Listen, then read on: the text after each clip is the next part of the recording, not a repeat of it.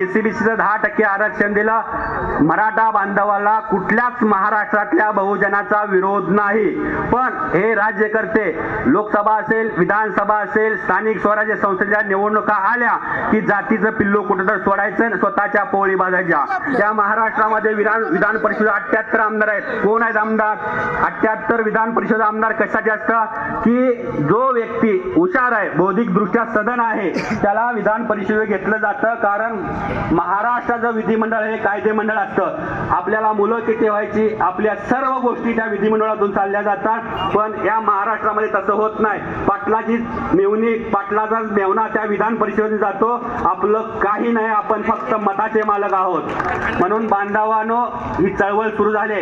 OBC, VJNT, SBC आणि आम्ही सुद्धा धनगर समाजाला 2014 पासून बसवलेला आहे। 90च्या दशकात 3.5% शरद पवार साहेबांनी धनगर समाजाला आरक्षण दिलं, न मागता दिला। शरद पवार हा व्यक्ती राजकीय दृष्ट्या प्रगल्भ आहे, सामाजिक दृष्ट्या प्रगल्भ आहे, आर्थिक दृष्ट्या प्रगल्भ आहे।